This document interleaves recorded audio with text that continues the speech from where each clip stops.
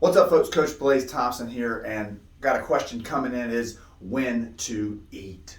Now, let me go ahead and say, first off, I'm not a nutritionist. I do give evidence-based research on what's worked with me and what I've seen with clients for the past 20 years in the fitness industry. And I only try to share my experience when it comes to nutrition and what to do. So when I hear the question, when to eat, the first word that comes to mind is consistency. Regardless of the strategy or the name or the label you put on whatever choices you choose to make for your diet or your nutrition, consistency is the key word. There are hundreds of ways to skin the cat, but you got to find what's most consistent, right? And then you got to execute it consistently. That's the way to win. Research shows that a caloric deficit 100% is the answer. I've got to put out more calories than I put in to lose weight. If I do that to a detriment, if I take too few calories in, I will lose muscle. So there is a magic little window based on your weight, based on your goals, that'll help you achieve weight loss or weight gain. Too much, you're going to put on too much fat. Too little, you're going to lose muscle. You got to find your magic window. And then you've got to find a way that you can execute that consistently. There's lots of research that shows intermittent fasting is fantastic for various reasons. It'll help your body to reduce inflammation. It can help resiliency and create discipline.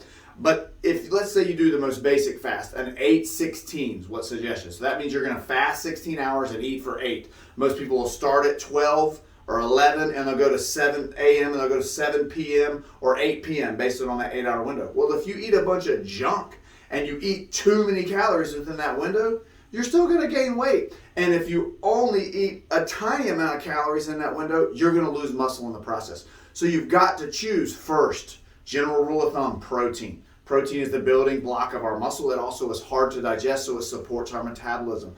I would encourage you to choose second, vegetables and low-calorie fruits to go with that, vitamins and minerals, nutrients. And then I would pick third, calorically dense foods. And I don't use the word carb because there are carbs in broccoli. I use calorically dense because a baked potato has more calories than broccoli. A banana has 130 calories, an apple has 60. So if I'm trying to lose weight, I'm going to eat more apples. If I'm trying to gain weight the right way, I'm going to choose more of those calorically dense foods. And then I got to figure out what's consistent for me. Some people, before they exercise, their stomach gets upset. So exercise in the morning when you haven't eaten, or wait till later in the day, a few hours after your meal. There's no hard and fast rule that says you can't eat before you exercise. You got to find what works for you and helps you be consistent. For me, what has worked for me best is to eat breakfast, lunch, and dinner and get small snacks in between. What do I choose first? I choose protein. Breakfast, I'll have an egg white, some vegetables. I'll throw some spinach in there with a handful of berries. For lunch, I'll generally do some green beans and some chicken. I'm consistent. People who lose 30 pounds or more and keep the weight off do so because they're consistent. They basically eat the same thing. For dinner, I pretty much have whatever I want. I save my calorically dense meal for dinners. But here's the deal. I know it's going to be protein. I know it's going to be vegetables, and then I choose one of those calorically dense foods. And then for snacks for me, you heard that green beans and chicken I did for lunch? Well, I generally do that stuff for snack too. I'll do green beans. I buy the fresh ones, stick them in Tupperware with chicken or turkey burger or lean ground beef. One of those three pretty much every day. I grill lots of it, and I'm ready to rock. And then after my workouts, for me, I like to eat a banana on days that I strength train because you've never seen a small gorilla. I heard a strength coach say that a long time ago. I loved it. It's got a little bit of extra naturally recurring sugar. It's not refined sugar. I hear people say, well, I shouldn't eat fruit. That's not true. The sugars that are in fruits are broken down differently than refined white sugar you buy in the grocery store, right? They're naturally occurring, so they're healthier for you and how they're processed by our bodies. And we need the vitamins and minerals that come in those fruits, okay? And then I pair that banana with some protein right after my workout.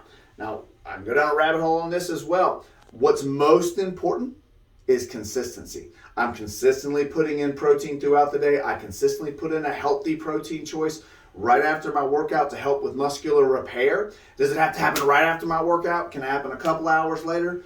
There's some differing research on that. I prefer to do it right after my workout, and it's been working pretty well for me. Not because I'm the man or my body uptakes extra, because I'm consistent bringing that in over time.